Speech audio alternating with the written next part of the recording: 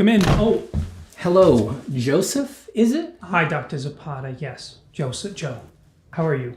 I'm well. What seems to be the problem, Joe? Well, I'm having difficulty drawing from imagination. Oh, Joseph, just so you know, that's totally normal. Why don't you tell me a little more about your problem? Is it that you can only draw from imagination if you're completely alone? Doc, I can't ever draw from imagination. What about if you're completely relaxed? When I'm totally relaxed, I can't imagine a thing. I see. Joseph, it's important to know that even with severe cases like this, there's always hope. I can prescribe an experimental therapy called Form from Imagination. Form from imagination? Mm-hmm. It's early days, but clinical trials are extremely promising. Why don't you try this for 6 months and then check back in with me? Okay, I'll do whatever it takes. Did you just draw this? Oh yeah. Wow, it's amazing. Hey, Doc, do you ever have trouble drawing from imagination? Oh no. You wouldn't. I mean, you drew this. That's right. Wow. Form from Imagination is an experimental therapy and is not yet approved for use by the FDA. Do not use Form from Imagination if you are already taking any prescriptions for drawing from reference, working side size, or tracing photos you didn't even take. Stop taking Form from Imagination if you experience any of these side effects: loss of interest in your personal projects, megalomaniacal self-confidence, hallucinations, unless they're the kind you're hoping for, drawing better than Steven Zapata, or feelings that purchasing the course was enough and you don't really need to do the exercises. Call your doctor if you have stiff gestures, flat forms, or boring ideas to address a possible life-threatening condition. Full sketchbooks have been reported with Form from Imagination and medicines like it. Other risks include long-term art careers, too many clients, and being worth more than you're charging for. Call your doctor today and ask about Form from Imagination. Right into it. No countdown, no more clips, no more high quality, incredibly high quality videos done with too much cinematography. Right into it. Because I don't have all the time in the world today. And I want to draw and talk and converse and be a friend and be a person and be present and be here for people to variously lampoon and hurl calumnies against. So here I am. That's right. Let me pop out this chat. Chat is officially popped. Joseph Marziliano, my dear friend, how are you? How you doing, Jody? How you doing, Joey Butts? Let me see. That's his name. That's what I call him. You could call him a lot of things, but what I call him is Joey Butts. All right. How finely rendered can marker get? You know, I've seen people do some pretty crazy things. If you're willing to mix in things like doing it on particular kinds of paper where you can dilute it with alcohol, you can actually get some pretty soft, pretty rendered effects. Are you hearing where I live? Can you guys hear that? Hear that motorcycle ripping right outside my window? Like, come on, man. Come on. I can't wait for winter. Winter's my season, my friends. That's when I can be in here with the windows closed and it's no problem. Even though it's fall, it's still so humid in New York that it's like very hot in my apartment.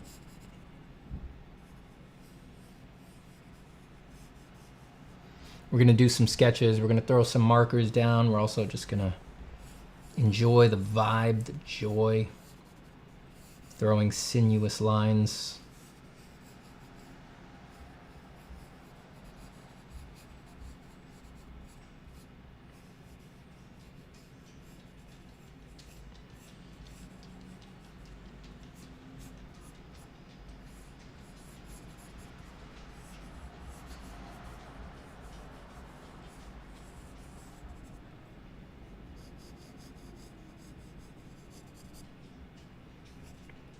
Do you have any favorite painters? Oh, too many to name. Too many to name.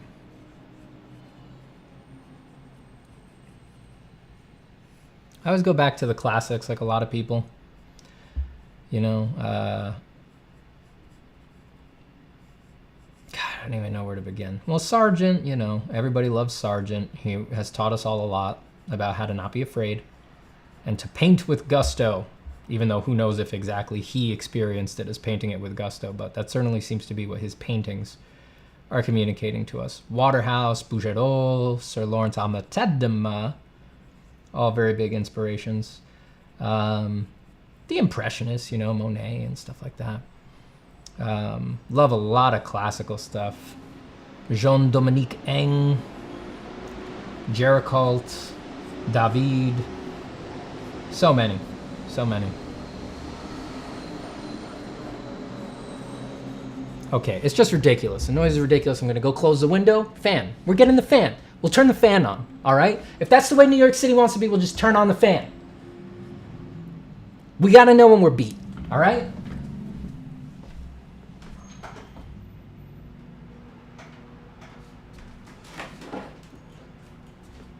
I gotta make sure it's not blowing at my green screen.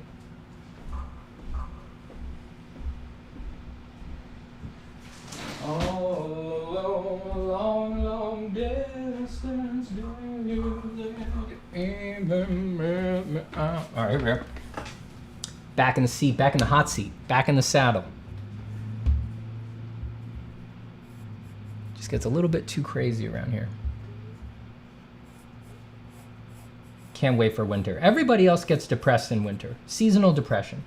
People get winter depression. I get depressed in summer. That's when I get depressed. And winter is actually my season, you know? Quieter. It's cool, so I can close all the windows and just record in comfort.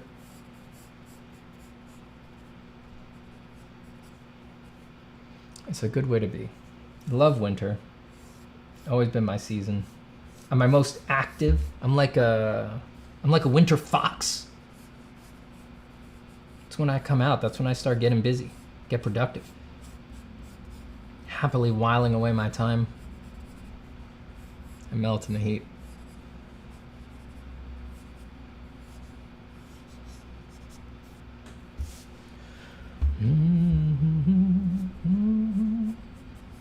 Yo, Steven, do you have any tips for this free flowing straight from the mind art method, but in ZBrush? Try like the Sculptress settings, the Sculptress tool, where it's like automatically adding topology, and try using like the snake hook brush and stuff like that. The snake hook brush lets you throw out some really gestural curving lines really easily.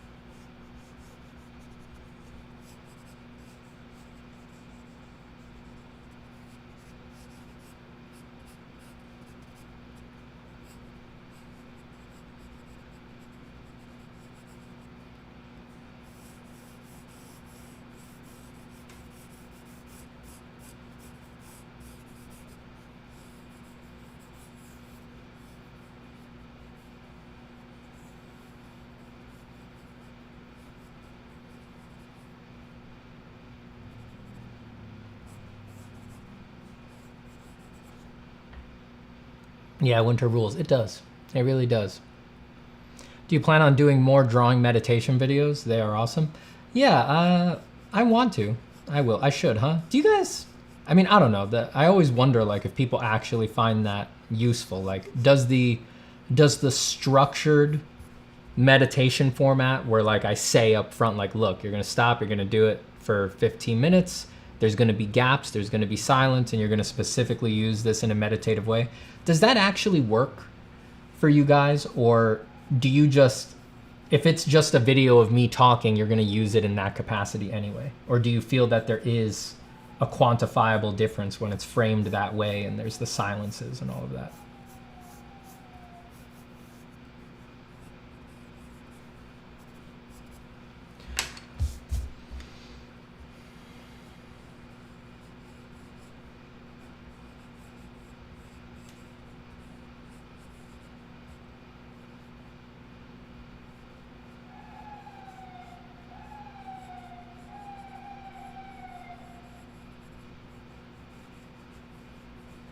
My block is active today.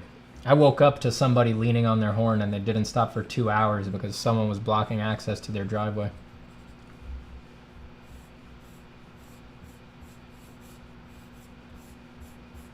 Very active block today.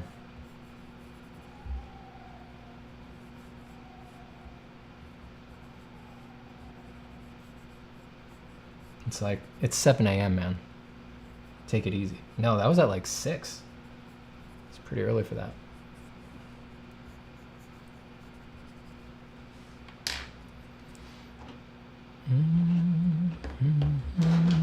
All right, I bought fresh markers. They're all juiced.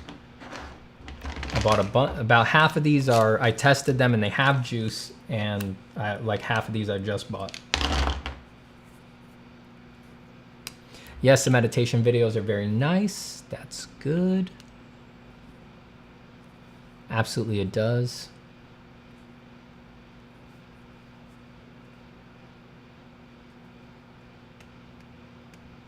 Yeah, the colder temperatures are nice. Oster says, I love colder temperatures, but I feel sad on short days. That I understand. It is a little bit of a bummer when you can notice that the days are not as light as they used to be. That is a bummer. How to deal with loneliness while doing the work. Like, say I draw all day, every day, and certain days I get to hate the silence in the room. Leave. Go hang out with friends. Go talk to your family. It's not... It doesn't make you a better artist. It doesn't make you a disciplined artist, and it doesn't make you a cool artist to spend all day, every day doing the work. That is, I don't know your situation, so I don't want to go, I don't want to like assume too much about your situation. But for a lot of people, that becomes a way to run from everything else that needs to happen in life.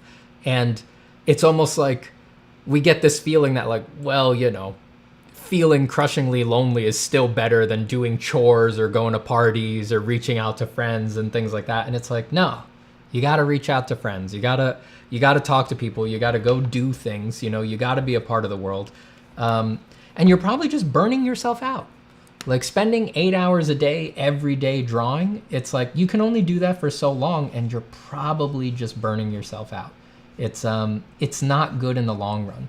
When you feel lonely, go connect with human beings. Get on the phone with someone. Go see someone. Whatever you got, go hang out in a Discord that you're a part of. Like, do something. That loneliness is trying to tell you something.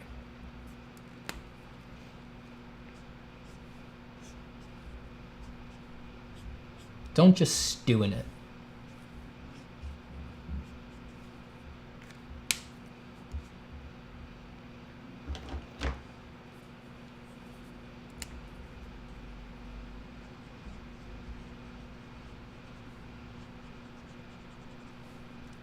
We're doing autumnal zombies, I guess, since we're talking about the weather. That's what's coming out.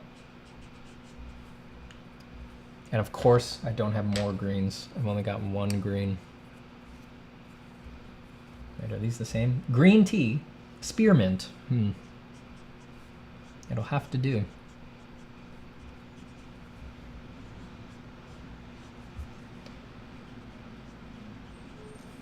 Autumnal zombies. Maybe they've been animated by the forest. Maybe they're like skeletons that have been pulled out of shallow graves by enwrapping vines and things like that, and the vines are animating them.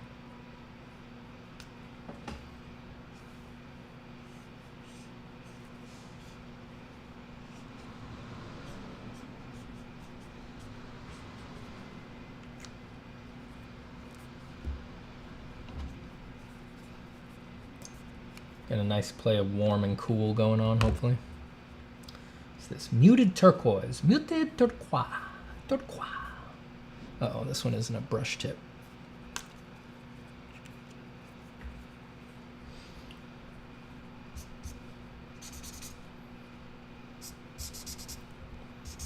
I like the brush tips because they seem to go down a little bit juicier. It's not just the way of application, but they seem to actually go down, throw down more ink a little bit quicker.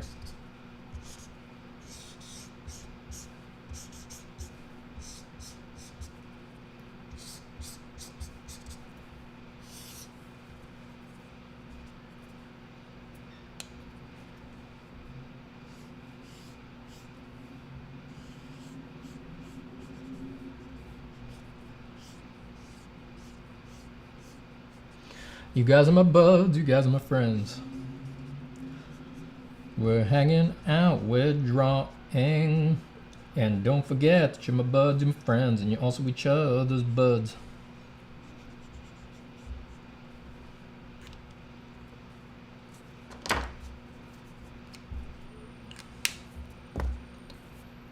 Are these water or alcohol based? These are alcohol based. These will get you drunk.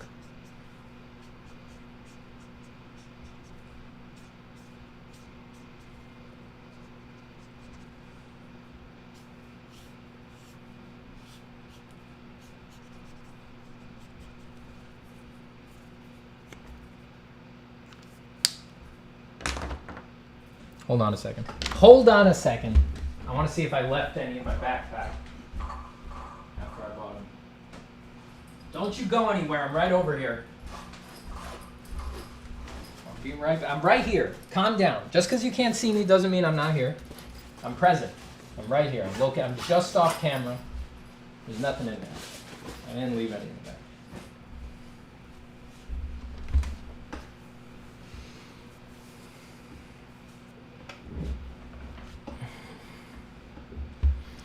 Tree Watcher says, could you make another 8-hour drawing companion? I already watched the other one twice. The silences in that one and its length make it amazing to use as background. That was a fun one to make. I gotta check on the, I gotta see how many views that has.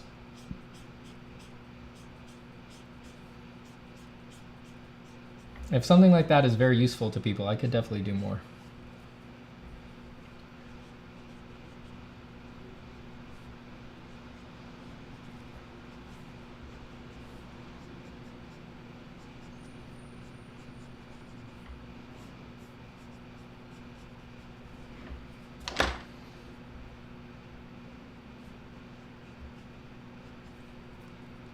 I think I'd seen Joe had asked me a question. Let's see what Joe said. Steven, do you have a reaction to some of the reaction videos to your AI video? I think that some people are shilling hard. Are there reaction videos? I actually haven't registered that anyone has made any reaction videos yet.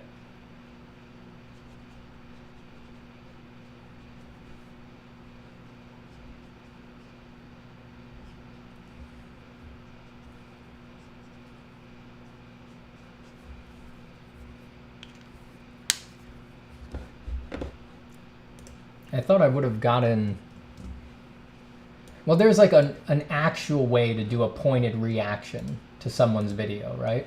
So I would have gotten a notification for that, but I haven't become aware of any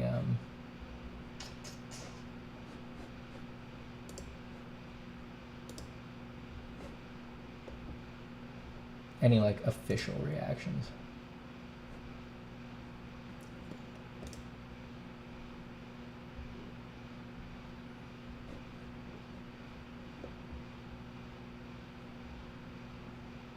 Yeah, I mean, Joe's saying, yeah, people have done it. I mean, I've got it. Yeah, no, I haven't noticed that because, yeah, I haven't gotten any notifications about those. None of those have been pushed at me. You're embattled in the comments section. I would, you don't need to do that. You don't need to do that, bud. There's no, I don't think fighting like that is useful. For the record, not in this context. And all I'm gonna say, it's like I was trying to distribute information, real information, to get people to pay attention, and that worked. And I personally am not invested in or interested in people giving any kind of take that's like dismissive. Like, I think a lot of the arguments that I'm getting flung at me are like, they're very complex ways of saying, Steven, drop this. Stop talking about this. Stop pushing against this. They just want me to give up, or they want us to give up. And that's not a debate. That's not an argument. That's not reality. You know, things need to be parsed out in reality. And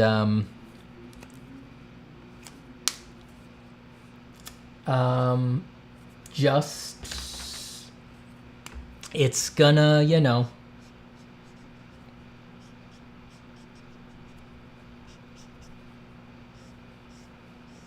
just, this is a bigger thing that's going to happen in bigger ways, and there's not going to be any short, quick solution to this. So I don't think you need to become embattled, Joe. I don't think that's a good idea. No need to be embattled in the comments.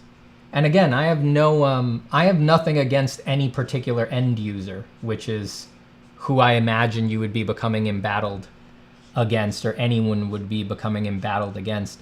The end users are just responding to the incentives and the narratives that the companies are crafting. And I have nothing against any individual end user of these tools, of these products. So there's just, don't worry about them. It's a systemic thing, and it's something that needs to be addressed on the systemic level. And that's what we're gonna do. That's what we're gonna do.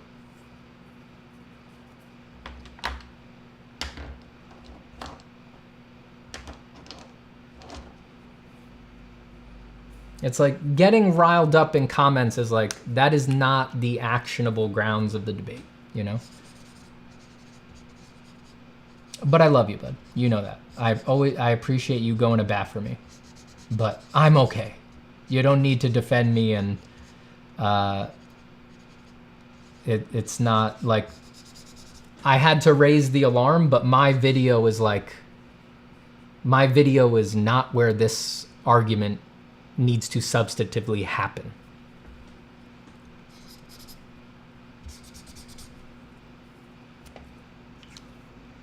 You know, I'm not becoming embattled. I'm here drawing.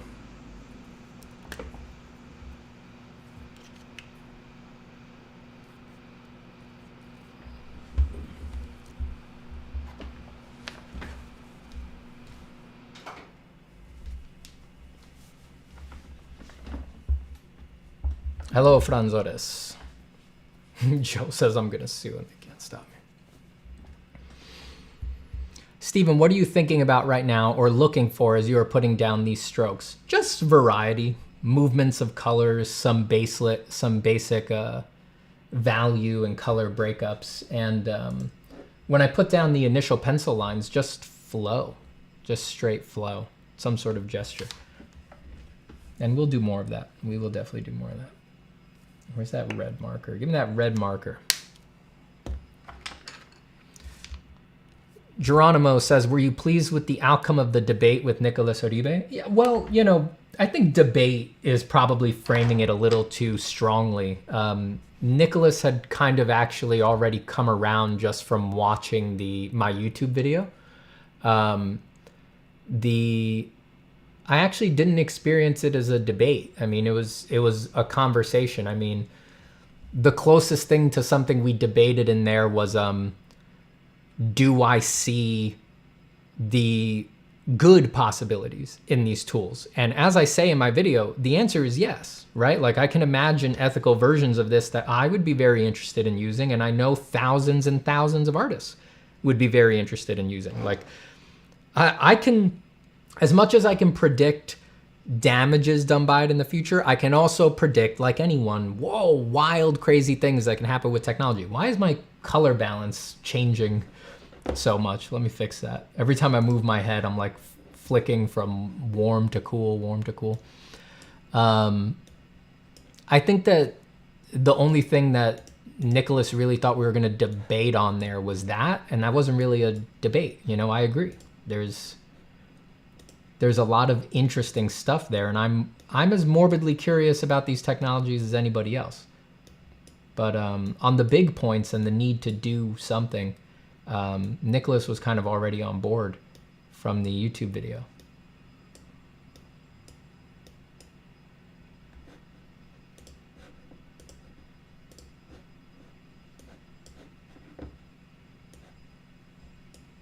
Hold on, my webcam went low res. Let me fix it.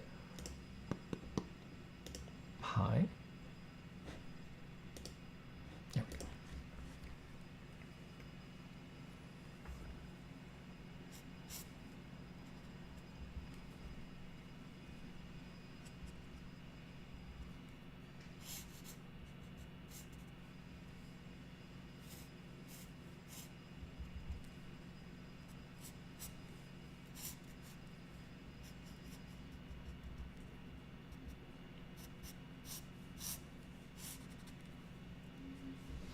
You know, in the next one of these we should leave more whites to show some of the, like here you can tell this is like a human skull because it's white. We should leave more room to show the whites of the bones in other areas. I'll try to remember that for the next sketch. What do you think about using other people's AI art that they posted instead of contributing for inspiration for more abstract forms? What do you think about using other people's AI art that they've posted instead of contributing?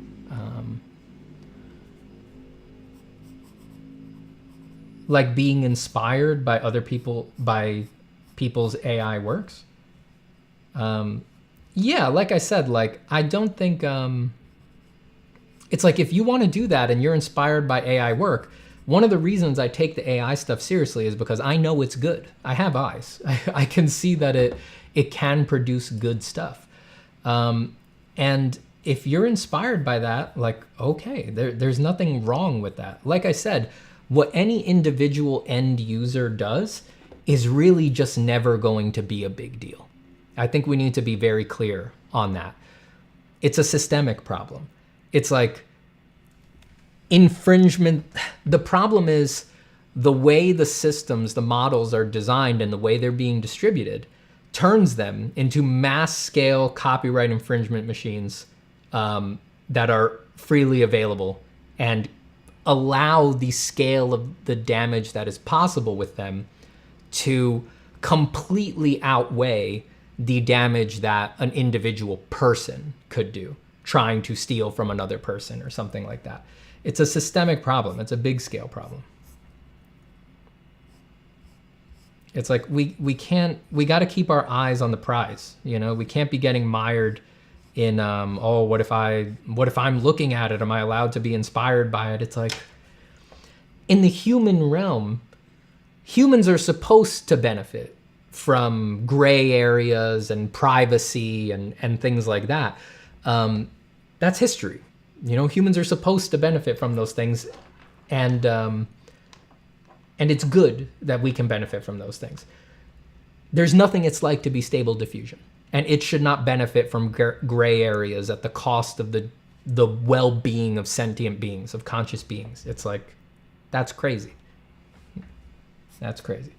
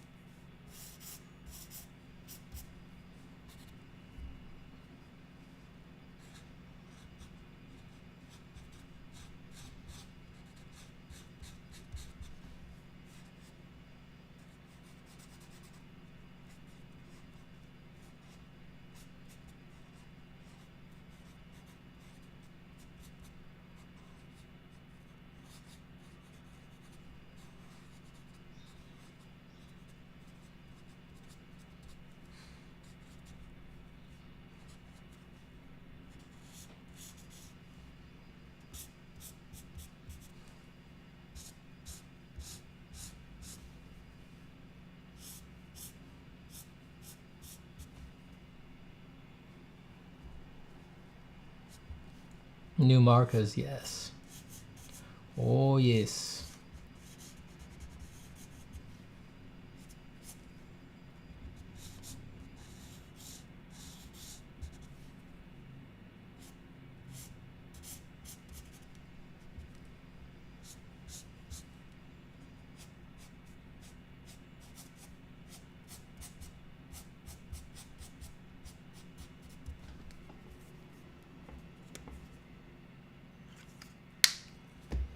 Lovely piece, makes me want to draw. I'm glad. I am very glad. Hello, Steven. Did you use these particular colors with value in mind? I always feel like in coloring with traditional stuff, I'm always just guessing around the values, so I struggle with form. Only with like this dark red. I knew that this red marker leaves a pretty dark line, so I could use that to get linear drawing effects. But with the other colors, I was not thinking about value. I was thinking actually only about temperature. I was trying to play warm areas against cool areas and letting that do the lift rather than the value. Because especially with markers, it's very hard to actually guess what value you're gonna get out of the marker. It's very deceptive, the color that's on the caps. So yeah, it was more about the playing warm against cool, because that you can rely on.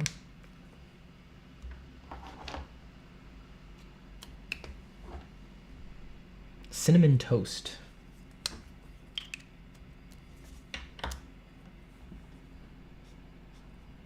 No, that doesn't go. Where's my French gray? There it is, French gray, 50%.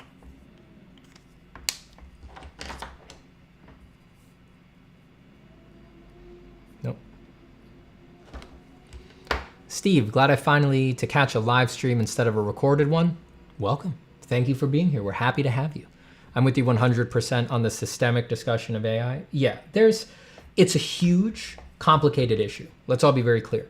Unbelievably huge, unbelievably complicated, unbelievably nuanced, weirdly academic if you try to figure out what's going on legally. It's like, it's lawyers who need to have the discussion, right? Weirdly academic. But let's be clear, eyes on the prize. The priority is the systemic discussion. It's how they're getting the data and whether we as a society are going to decide that for some stupid reason, that's okay. The data laundering. The fact that they feel entitled to the hard work of millions of people and that our laws would allow them to take that full stop with no repercussions and turn it into commercial products that will give them huge amounts of funding to exponentially increase the scale of what they do. It doesn't sound good for a society. It sounds good for them. It sounds good for stable diffusion, which again, there's nothing it's like to be stable diffusion. There's no joy to be had there. It doesn't sound good for us. That doesn't sound like a good idea. Hold on a second. Let me see who called me. That's nothing. I had to check. I believe I'm someone's reference for something right now, so I need to be looking at my phone.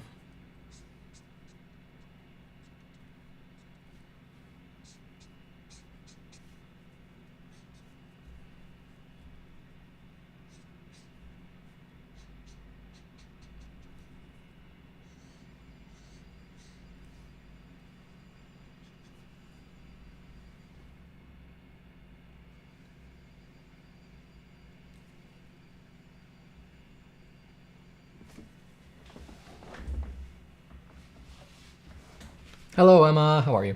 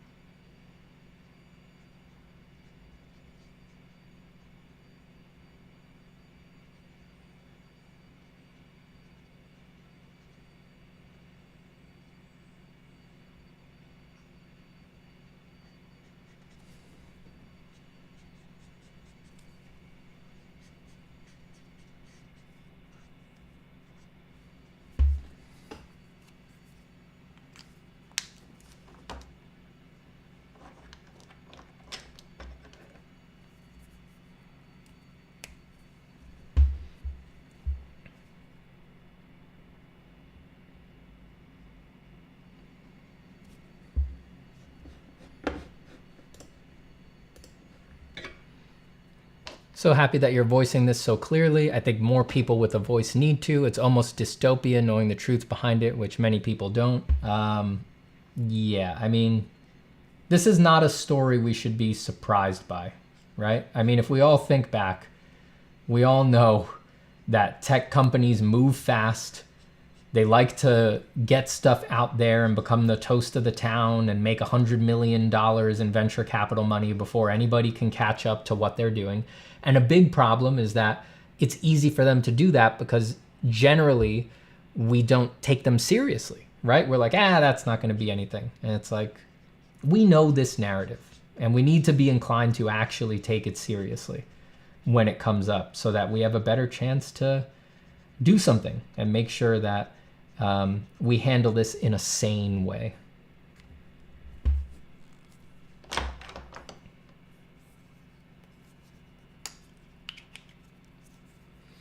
I wasn't able to catch your stream talking about AI art. Could you catch me up on the topic and what your thoughts are on it? Watch my most recent video, not stream.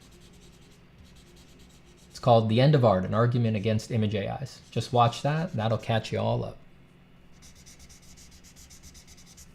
Joe can link you to it. I don't know if, Joe, you have a second to pop a link to it in the chat. But the issue is complicated enough that I can't hope to explain it clearly in a stream anymore. That video is 45 minutes long, and that's after I cut half the arguments for time. There's so much more.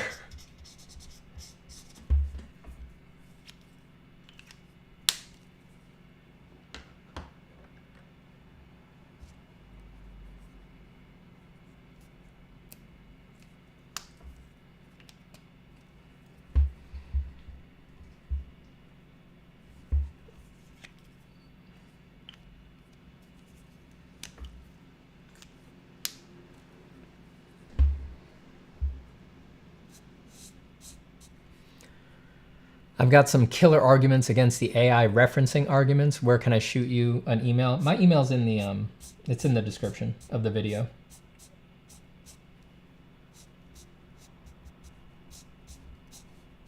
You can email me there. I don't have time to get back to my emails really these days. I read to everyone who sends me messages.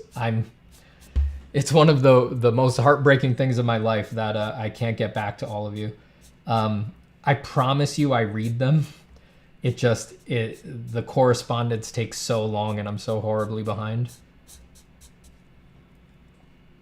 But I'm at least still in the, I'm at least, I can still read them, and I do read them. And I connect with you guys, you know, your stories of pain, of not being understood, of joy. Maybe the videos have helped you. You've learned something. You're thinking about yourself in a new way. You're feeling rededicated to your practice. I connect with you on all of those things.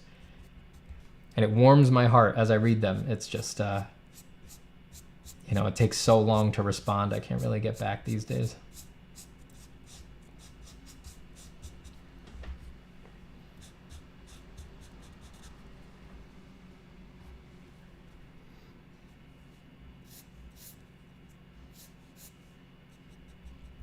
Also, if you have killer arguments, don't just send them to me, you know, like put them out there, post them on Twitter or somewhere, something like that.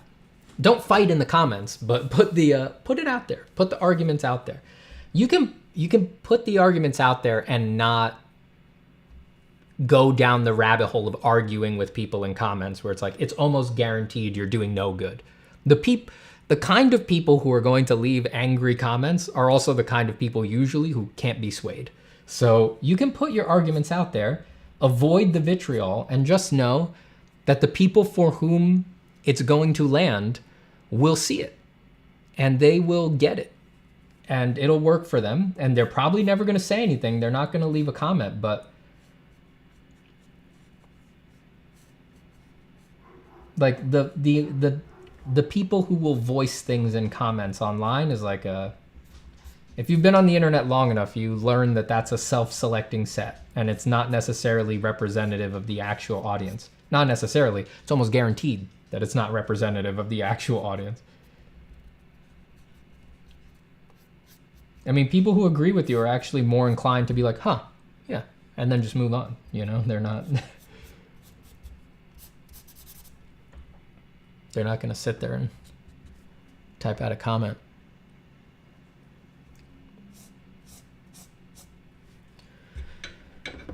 Stephen Bean Doodlin says, Stephen recently bought your Form from Imagination course and wanted to say thank you. Has helped me to structure productive drawing schedule as well as increase my passion and confidence. Bean Doodlin, I'm so happy to hear that. And I'm very happy that it helped with the scheduling as well. I hope that you're keeping up your creativity while doing the exercises because you have to. It's so important to continue to be creative. You know, you can't give up on the stuff you want to be doing to only render spheres for years. You can't be doing that. Also, you get the course.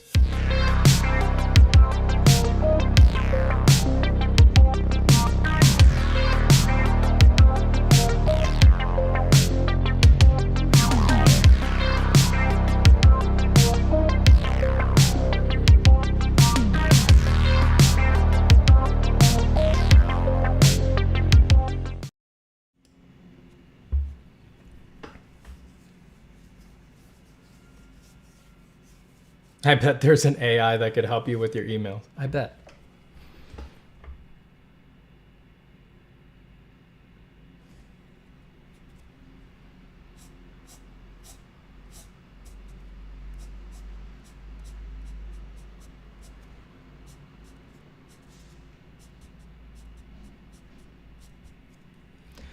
But even if ethical AI were to be implemented, don't you think this will significantly cut down on work opportunities for artists because it'll be too easy to create amazing art?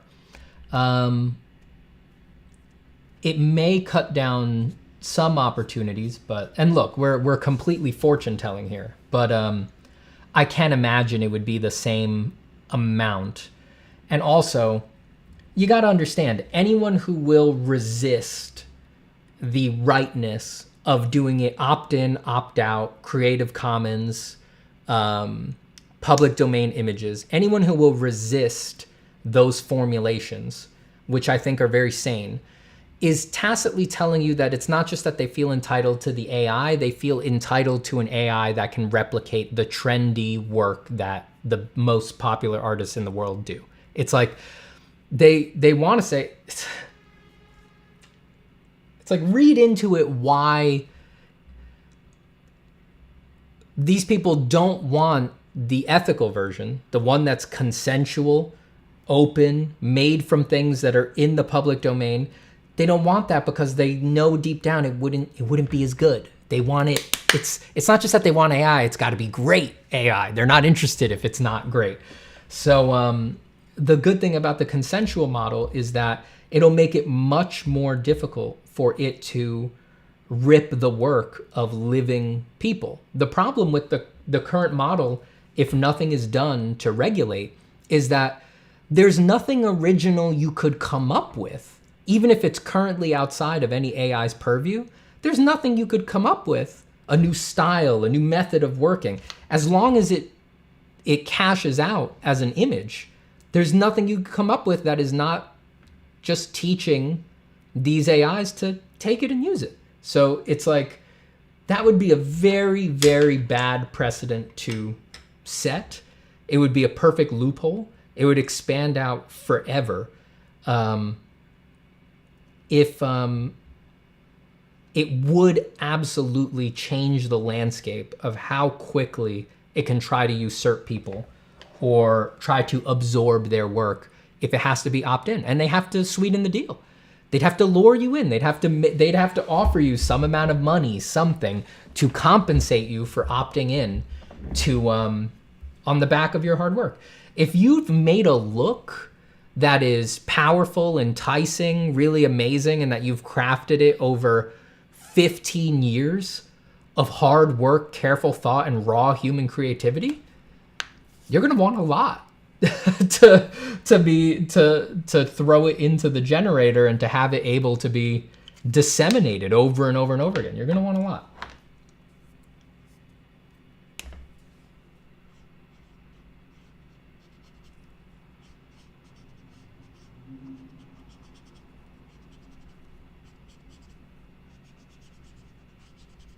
I think it will absolutely change the landscape if we can do it that way.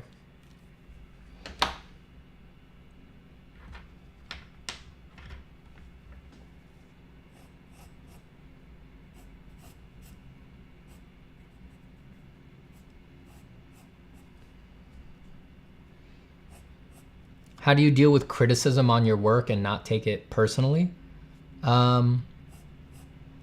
It doesn't take much. I just remind myself that art isn't supposed to be for everyone.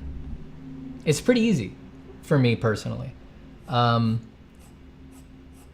you just got to pull back. You got to, like, you know what art is. You know it's about taste. You know some people like some things, other people don't like others, and it's unrealistic to think that you're supposed to be everybody's cup of tea. You know, it's not going to happen. I don't mind. I don't like everybody's work. There's plenty of great work that I don't like. It's like, I don't extend myself more privileges or expectations than I extend to even my even people whose work I know is great, you know? I messed up my camera. Hold on. Oh boy, now I got... Hold on, I gotta fix this.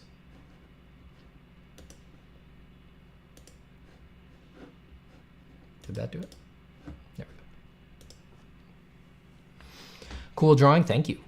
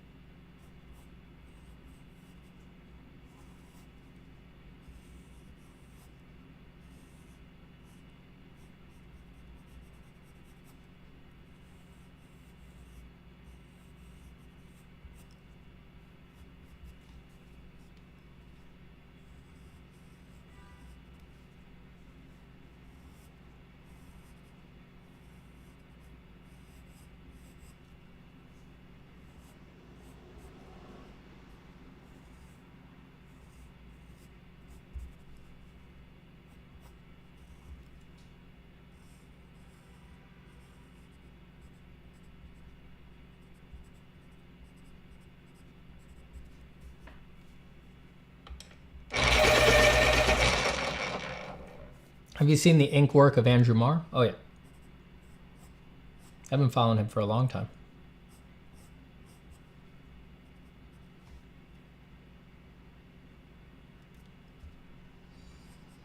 Got to meet him at CTN, I want to say, once, years ago. Have a signed book by him somewhere. Somewhere in the shelves and boxes.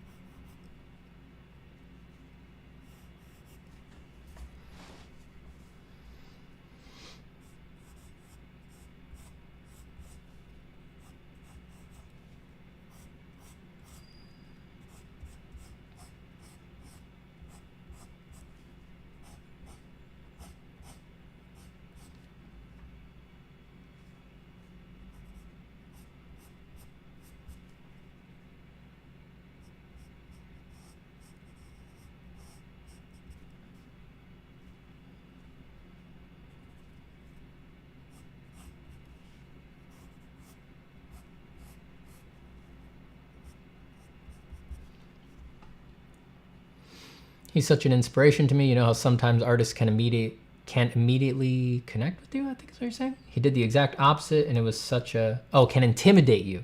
He did the exact opposite and it was such a good feeling to be truly inspired to do incredible work like him. Yeah, Andrew's great. Andrew's great. I remember him being very kind when I met him.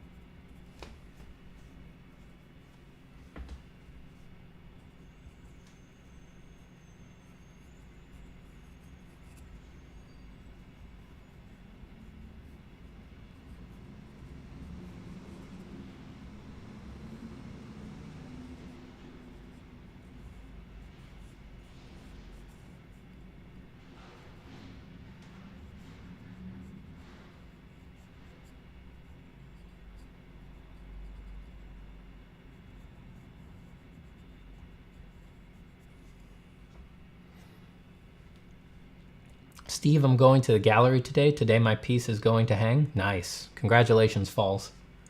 Good on you. Get that piece up there. Get that piece up there.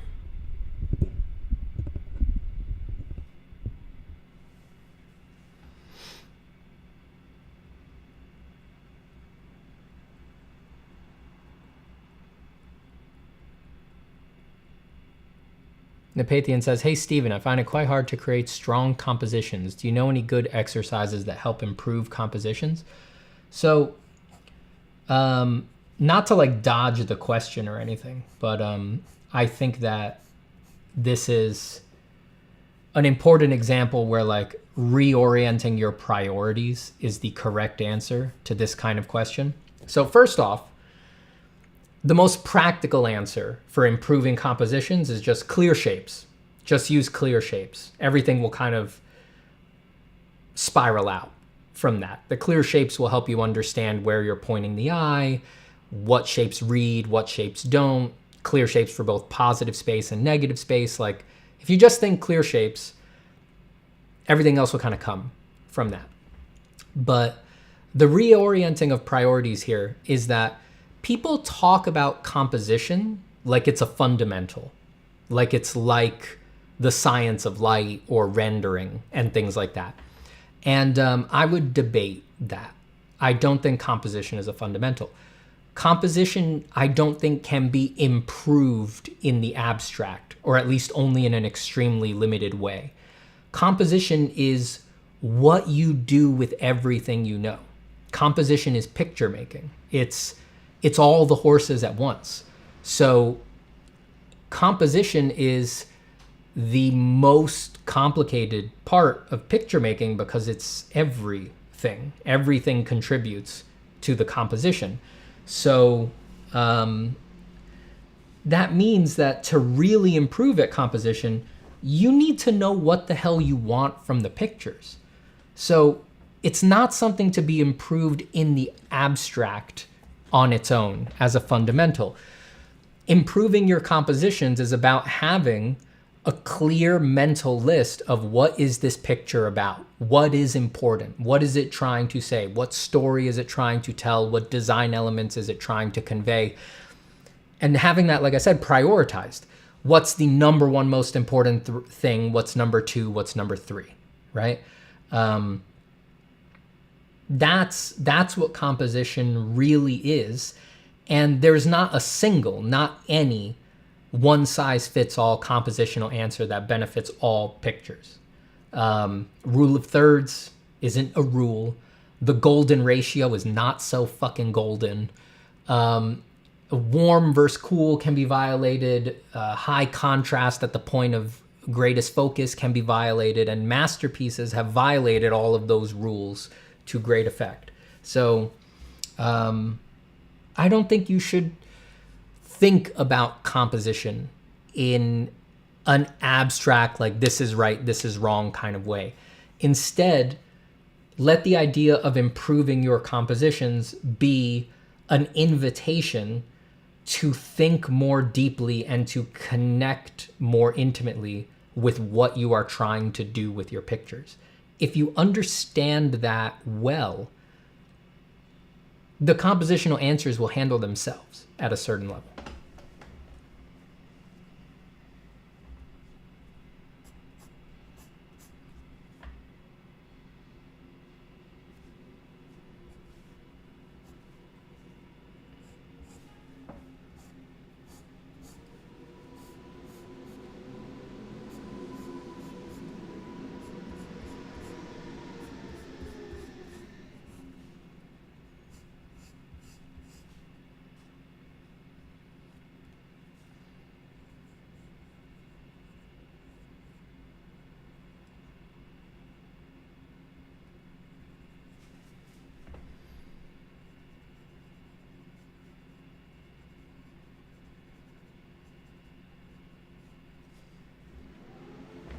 What do you think is the best social media platform for artists? It depends what kind of artist you are.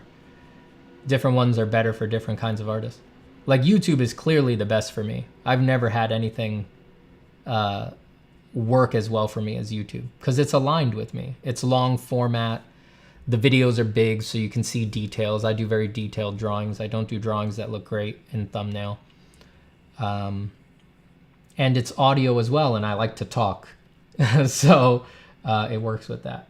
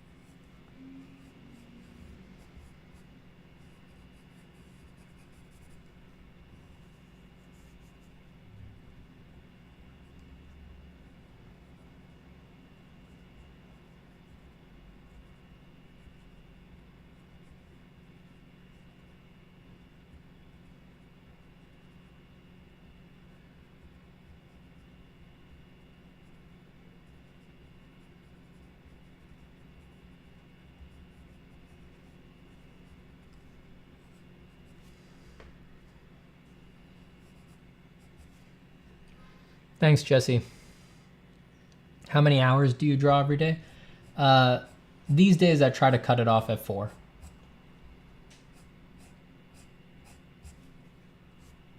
But I don't do that every day. I used to do much, much more, but you know, these days I really believe in leaving gas in the tank so that I don't burn out. It's like I'm remarkably consistent, even if I keep the daily hour count kind of low, and I think that that's what matters. I used to do, forget 8 hours, more than 8 hours a day. I used to do just 12 hours a day of drawing for long stretches and things like that, and it's just like, it's just a, you know,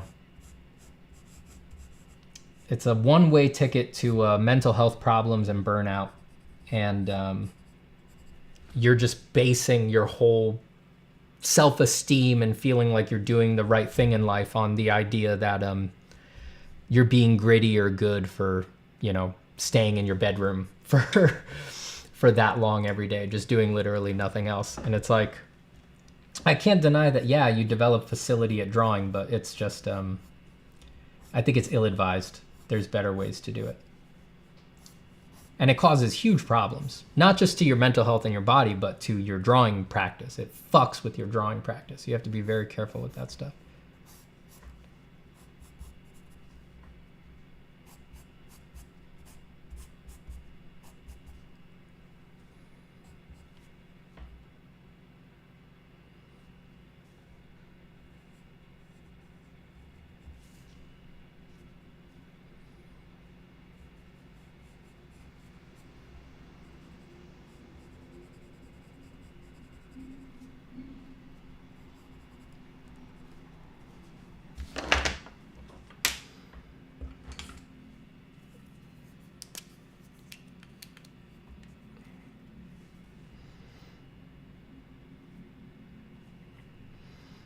Lucas Cibula with the PLN 100. Thank you for everything, Steven. Thank you so much, Lucas. I greatly appreciate it.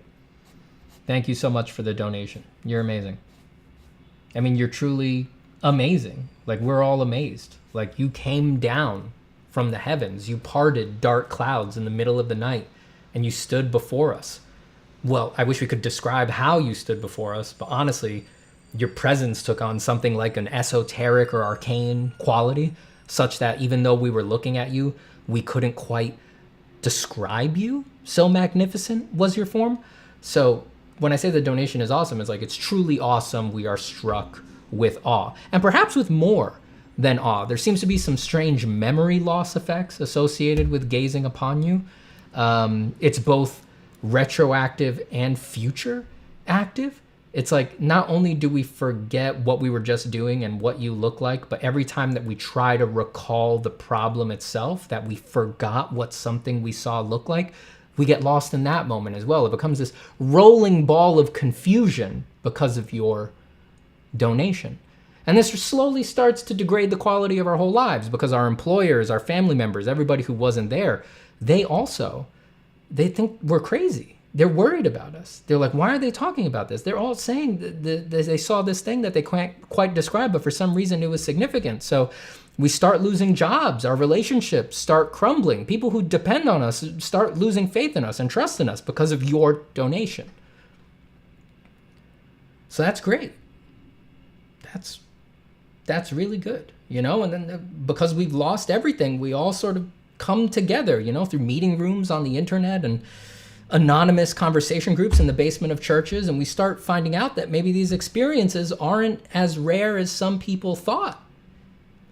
And we create an underground community based on your donation. And slowly, together, we start to rebuild our lives, and even if we don't know quite exactly what happened, at least there's others who understand.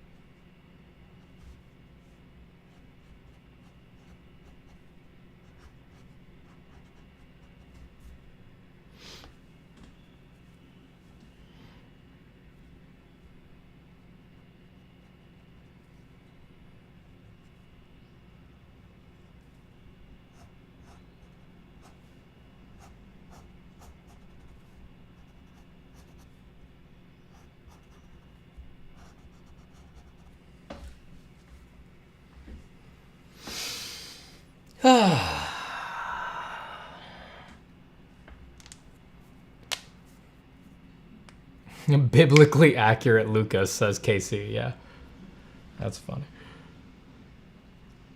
Biblically accurate, Lucas.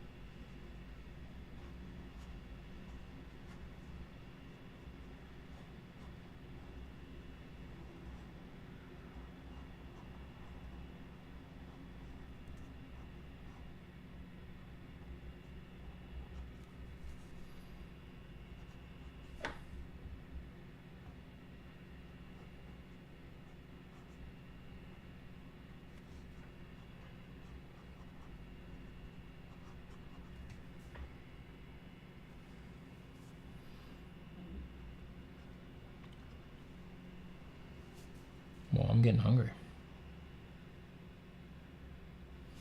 But this is no time to stop. The drawing must continue.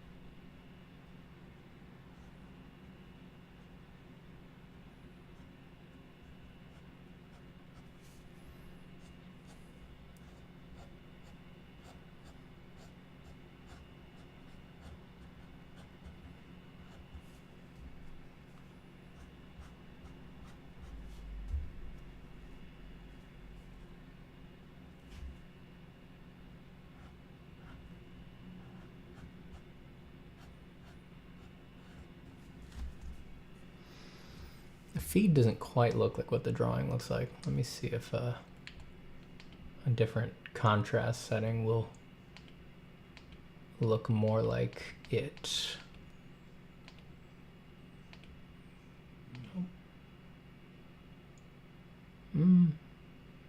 That looks a little bit more like it.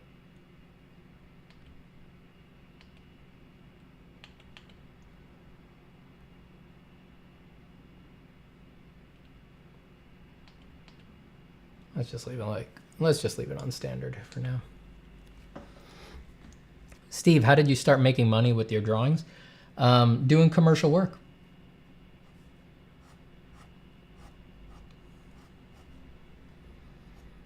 That was how I started, working for companies and stuff like that.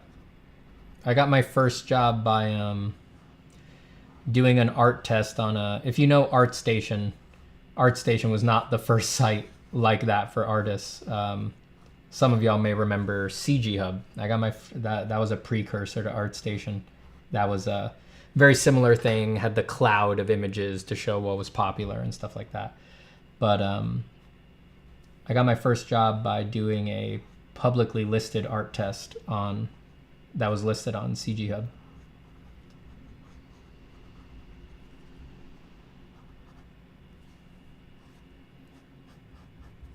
That was my first gig. And then I went to work in studio at a theme park design company in LA. That was my first job out of college. Well, I got it while I was in college, and I stuck around there.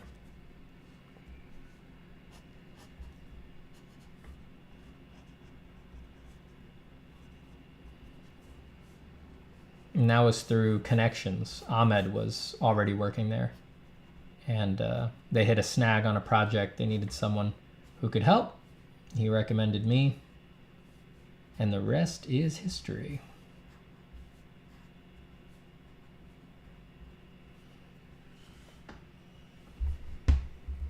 Hey, Steven, ever tried sculpting, digital and or traditional? Yes, both. Done a bit of traditional sculpting, done a bit of digital sculpting.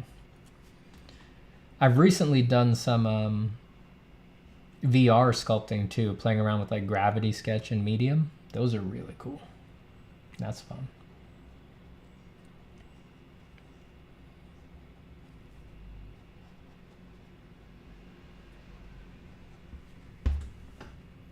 So far in an actual like piece pipeline, I've used Gravity Sketch once for a piece I did earlier this year called Ball and a Start.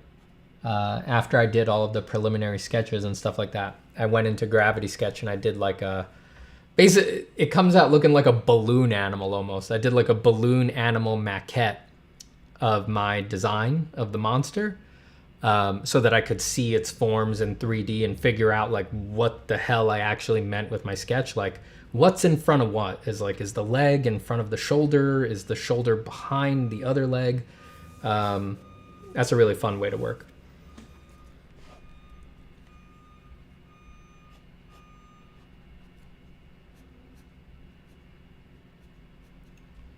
And then I took the balloon animal maquette and put it in Blender and tried to light it and get some like realistic lighting information. And I've done that a bunch of times, but I personally find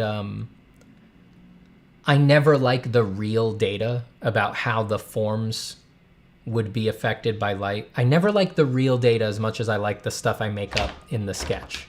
So it's fun to like gather the data and like see what I missed or didn't think of or what I'm wrong about with the lighting. But I almost always wind up going with the lighting I feel in my gut instead, because I like the lies that you can tell in 2D, right? It doesn't have to be accurate. You can make it look good in tons of ways that aren't accurate. Whereas with 3D lighting, it's going to be accurate. You know, it's going to be actually what that value would be at that point in the form in respect to that light source. So that's very high fidelity, but you can't tell lies. I mean, you can edit it afterwards, but you know what I mean. I always like the compositional lies more than the accurate information.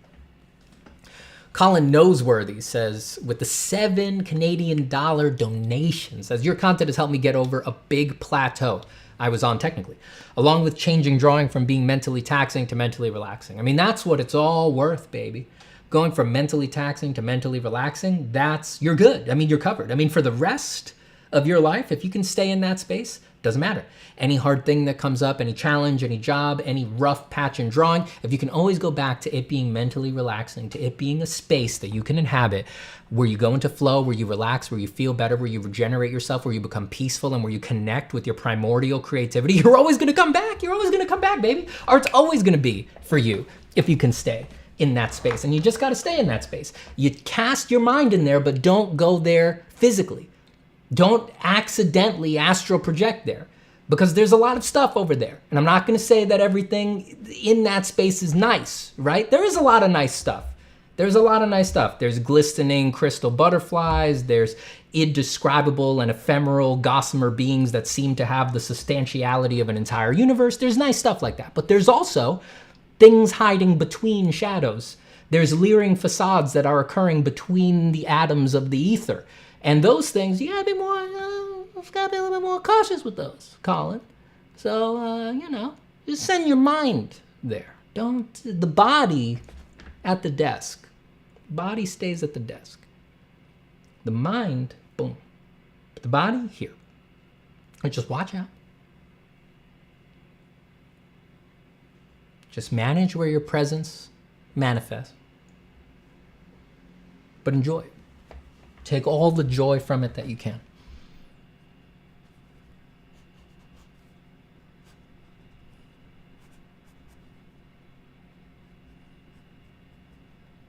Thank you for the donation.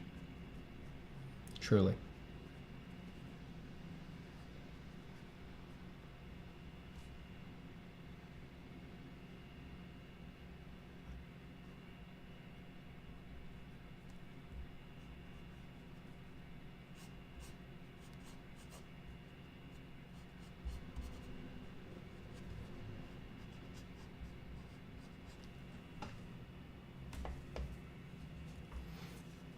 Right.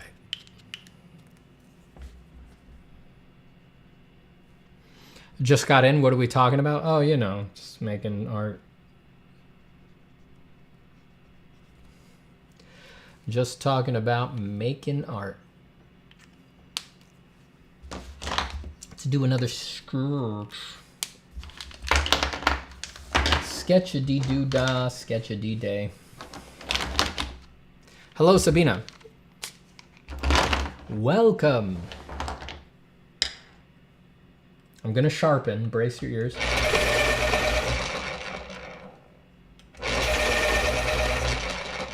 Hello, Liad.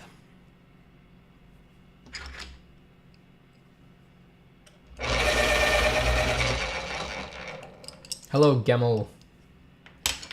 Gemmel. Should I do it on a new sheet, or we can sneak something in here? Maybe we can play with doing what I said, where we let so let's draw like a skeleton first.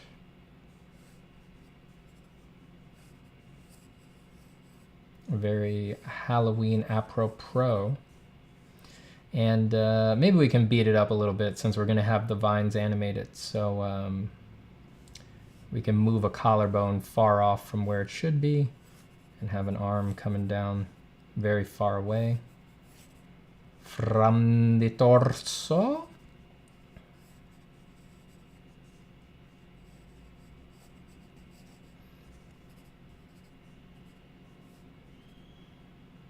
And maybe we could do that with the opposite leg, the femur over here. Anterior superior iliac spine, ischial bones, great trochanter of the femur. Keep this great trochanter closer to the pelvis. Lumbar portion of the spine.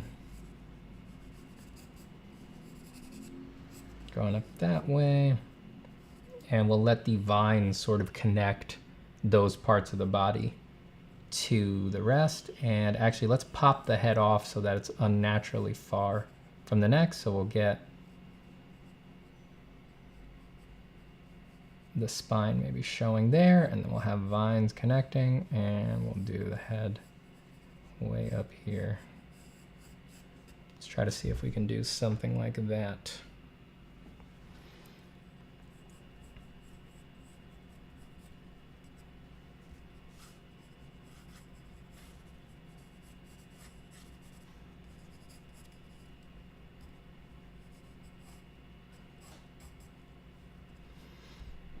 And do I have if I have any different color pencil here? Just use maybe I should go get a red one. Let me use just a slightly different color to indicate where we're gonna have some, well, I wish I had green instead of red.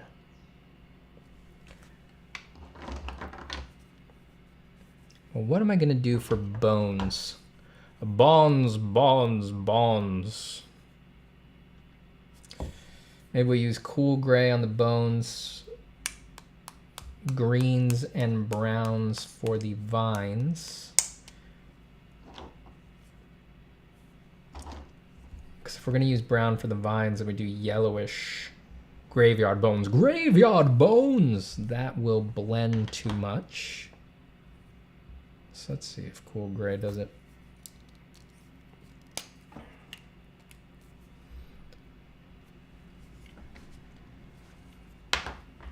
Hey Steven, have you seen The Empty Man? Yeah, I did. My wife hated it. I liked it. I thought it was cool, and it was a premise I did not expect. I thought they went pretty far out there with the premise. I liked it. My wife just hated it, I think, because it's pretty long. She hates all long movies. And she was like, oh yeah, a horror movie. These are usually pretty short. And The Empty Man's pretty long for a horror movie.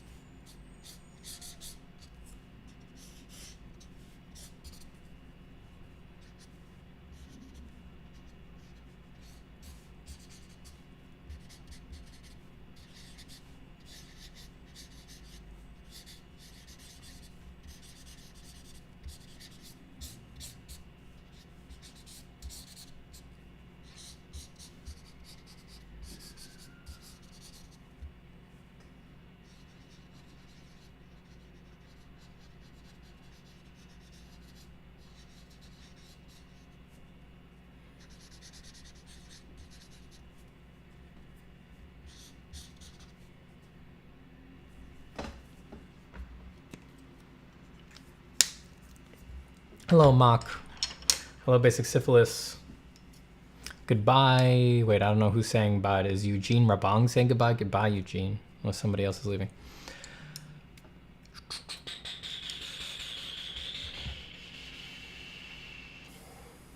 Show me.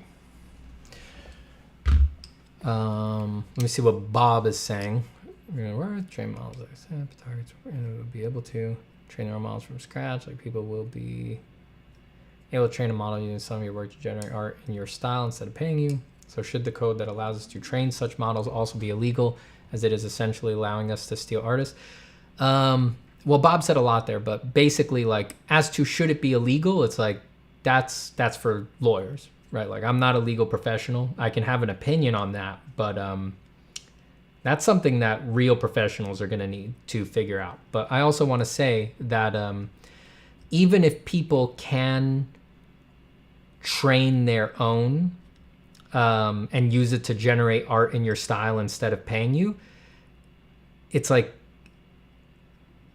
companies are averse to legal to anything that infringes on copyright, right? I mean, we give big companies a lot of a lot of crap, but a company like, you know, a big video game company or something like that, I've worked at these companies. Like, they are careful to make sure that they're not breaking laws and infringing copyrights, because it's cheaper for them to tell an artist, like, only use stuff from these photo sets because it's public domain and things like that. It's cheaper for them to handle that and to deal with the discomfiture of doing that up front than it ever is going to be for them to litigate and deal with lawsuits and things like that. Companies are actually very averse to anything that the world has explained as like, hey, this is a problem. There's huge infringement here. So even if motivated parties will be able to do anything they want in their basement at a certain point, it's going to be worth it to relegate that to the fringes. That's always going to have a big effect. Like, we're a self-selecting set here, right? We're all nerds, right? Like, we know how torrents work. We know what a magnet link is. Like, we know that stuff, but most people don't know it. Like, most people don't pirate stuff. Most people don't know how to torrent something. Most people don't understand that you need a torrent client, or that you need to use a browser that has a built-in torrent magnet seed manager. Like, you say that stuff to most people, they're like, it's like, what becomes fringe is relevant, and what is considered acceptable, ethical, what is normal, it matters. It really does matter. And most people and most companies are going to align with that rather than the realm of where you can get away with anything. It's worth it to be clear on what that is, to get clear on what that is, and to relegate those things to the fringes. Is it great? No. Is it good? I don't think so. But it will impact the way things go for everybody to get clear on what the hell is okay and what isn't. It's going to make a difference.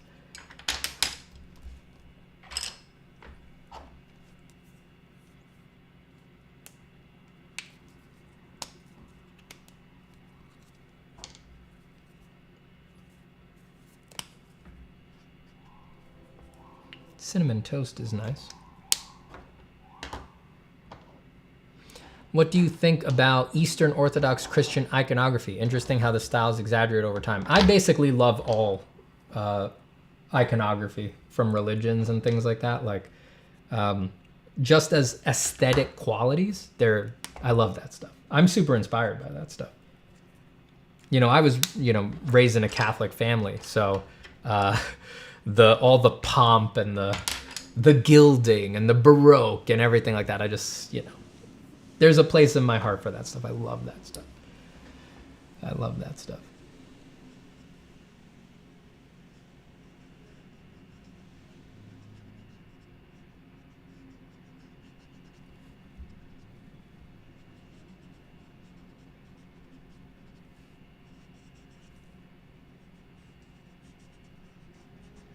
I want to let the leaves cross over the forms more naturally on this one.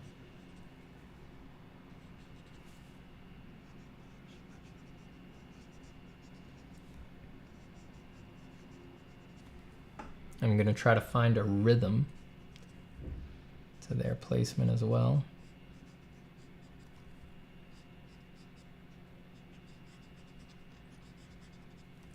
I've only got about 20 minutes before I have to end stream, so I'm going to try to not rush this, even though I really want to see what this design looks like. So I'm trying not to just throw the green, different value, different color temperature everywhere. So you see I'm trying to organize it into a flow. It like snakes down in a controlled way. It has its own curve, it has its own modulation.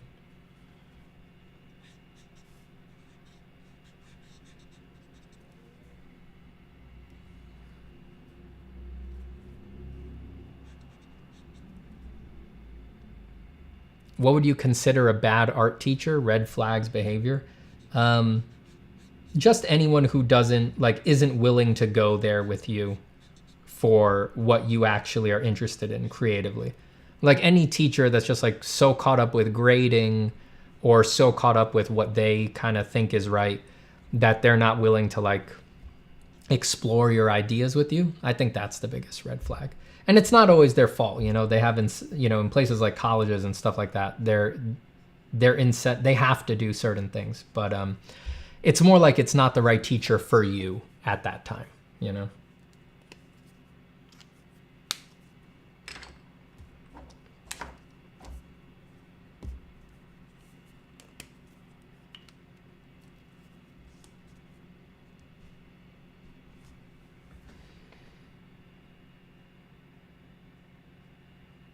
Joe says, I'll be back soon. I'm starving. I need to eat lunch. Go eat, my friend. Don't worry. I'm getting hungry too. I gotta eat something. Yeah, I'm sorry I can't go super long today. I've got a meeting. So I gotta hop off in about 20 here.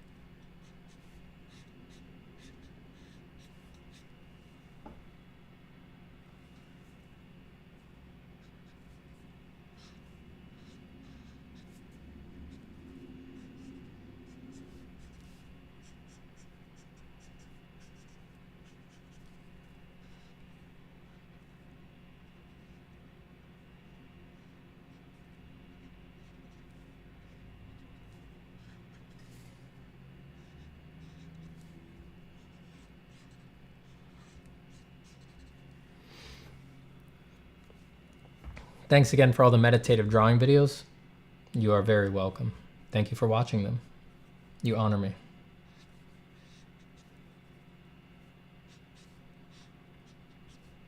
Keeping this very light and airy for now.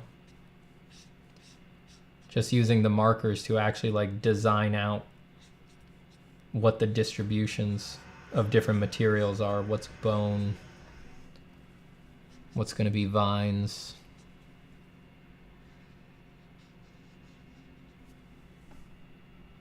It doesn't let you get very solid, you know, it looks very airy, but lets you think through how you're actually laying things out.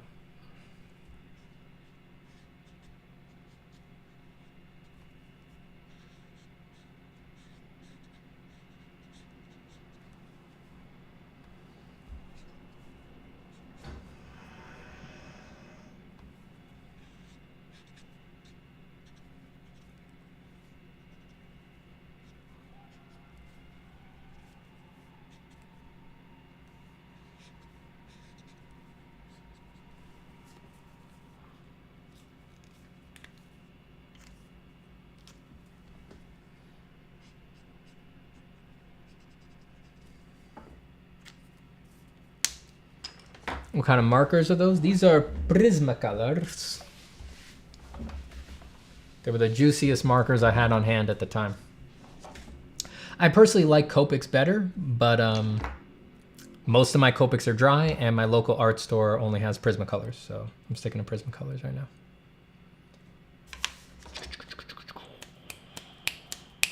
Ooh, this one. Ah, yes, this one. What color is this? Khaki.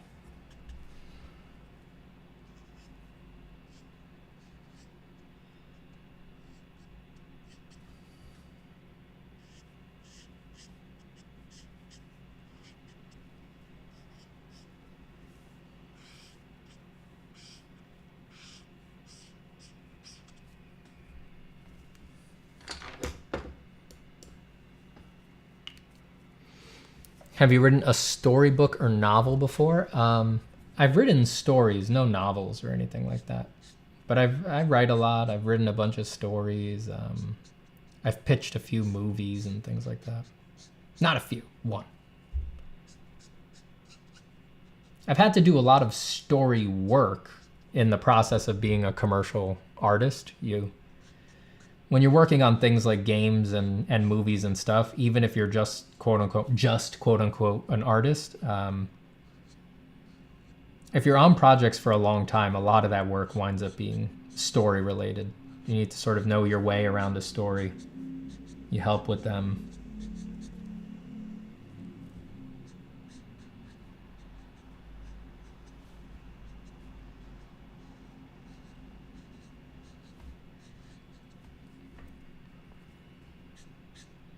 I've taught one of the wildest classes at Art Center College of Design called Dramatic Narrative, which is like senior level class where you write your own story from scratch and do a whole series of illustrations to tell the story start to finish in one semester. That class is a ride. That class is a crazy ride. And I spend that whole class, like if there's 10 students in the class, I spend the whole class doctoring their stories and helping them adjust the structure. It's a lot of writing, It's a ton of fun.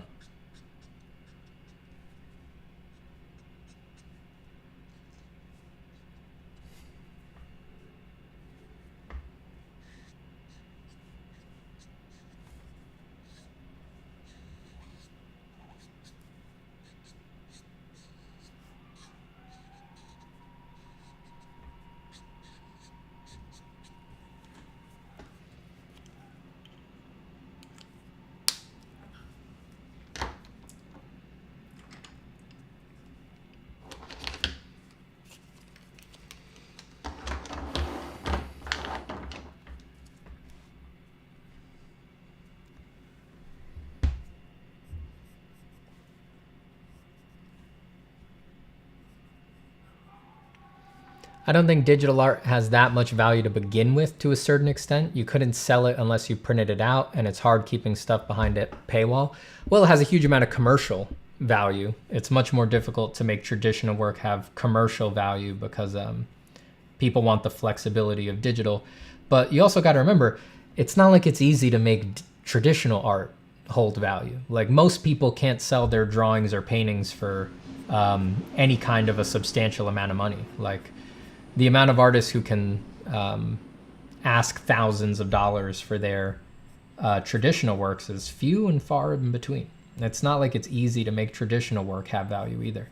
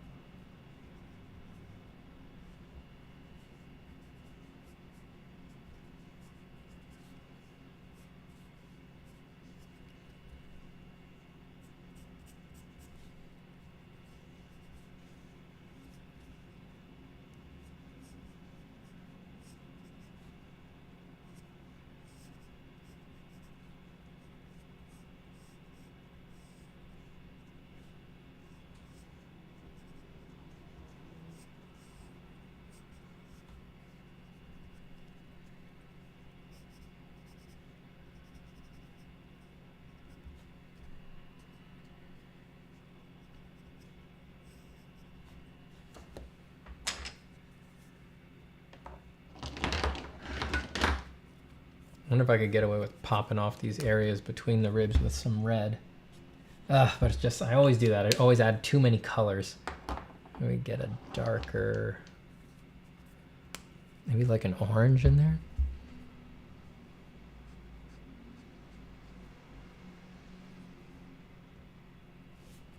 Okay, I need to add a few autumnal orange leaves.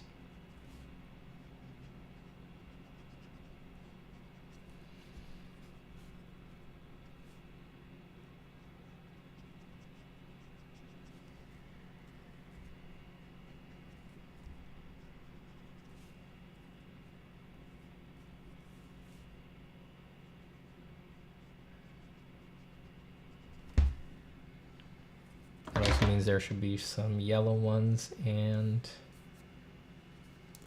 red ones, but let's just add a yellow up here, keeping it near the head so that the interest is near the head.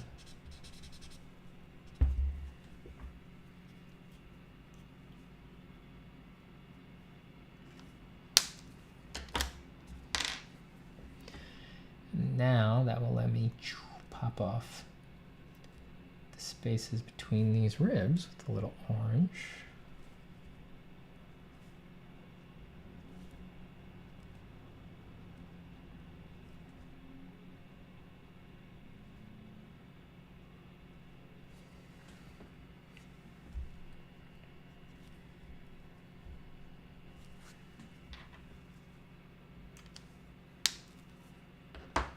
He's back with pizza.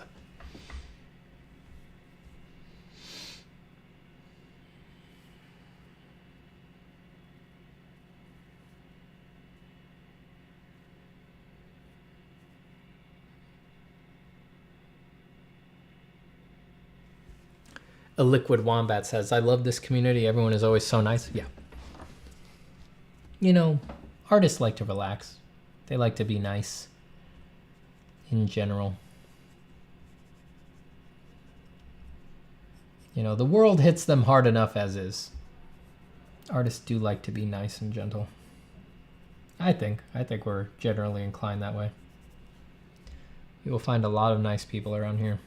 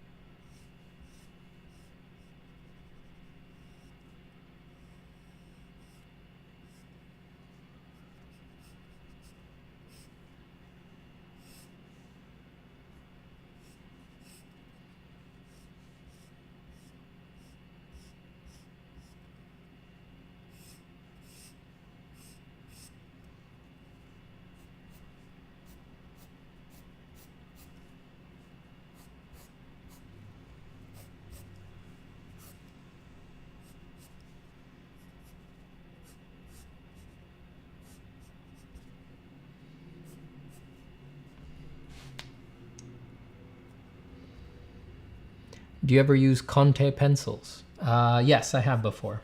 They never stuck with me. I don't know why. They're a little too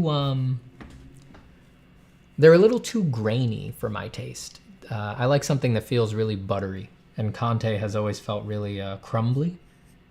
So they've never quite stuck for me. I can be on for another 4 minutes, so I'm gonna start saying goodbye, but if anyone has any last questions or anything like that, throw them out there.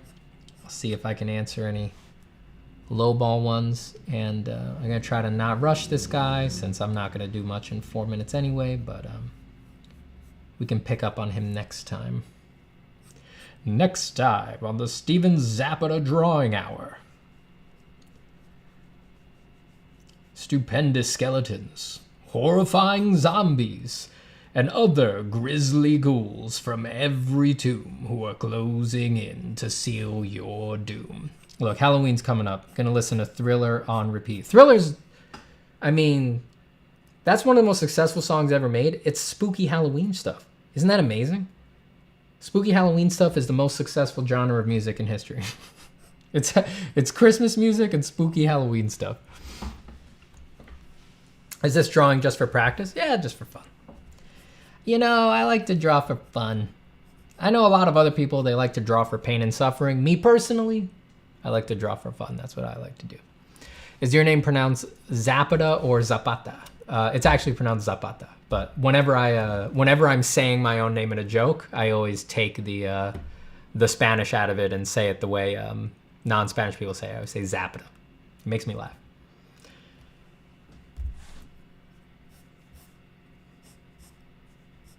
I don't care, for the record.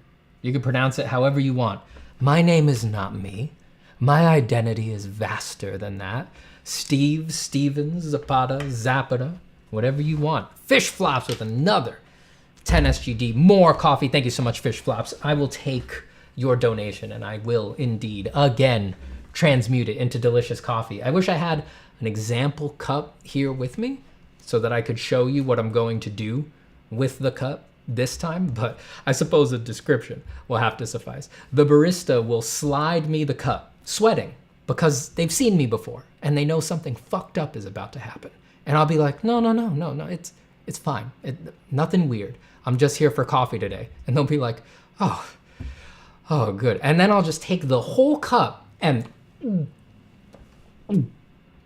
gone. Cardboard, insulating sleeve, plastic lid, and all the coffee in there all at once. One big gulp, right down the gullet, like a pelican, like a hungry pelican, swallowing a herring whole. And I'll stare at them. They'll say fish flops again. I'll be like, yeah. I'll be like, is it like a thematic thing? Is it because he's like fish flops and you're eating it like a pelican who eats fish? I'll be like, there's nothing thematic going on here. This is reality we're living in. There's only what just happened, and what just happened is that a full-grown man swallowed a cup of coffee whole. Trimmings and all. That'll be it. Another coffee shop I can't ever go back to, and yet I will. Over and over again. All right, everybody. I gotta go. I got my heart out right now, so I gotta fly. Take care, everyone. Thank you for being here. Thank you for drawing. I'll pick up on this guy on the next one, unless I have some better idea. But I do want to poke at him more and play more with markers. So I'll keep going on him. Take care, everybody. Goodbye, Kikis. Goodbye, Corey Krumnanker. Goodbye, Saman Kucher. Goodbye, Sheldon Martin. Goodbye, Brody Leembruggen. Goodbye, Lucas Suarez. Goodbye, Liquid Wombat. Goodbye, Brody Leembruggen. Goodbye, Fish Flops, of course. Thank you so much for the donation. TKD Pro 91, Glenn R. Frank, Emma Blomskog. Take care. Happy Halloween. I'll see you all soon. I think I'm going to stream again tomorrow if I can, because I will be gone in the late afternoon tomorrow. I'm going to be away all weekend, so I won't be able to do Friday. So I'll try to do one tomorrow. Say goodbye to you guys for the week. But thank you all for being here. And good luck with all of your drawing today. Take care, everybody.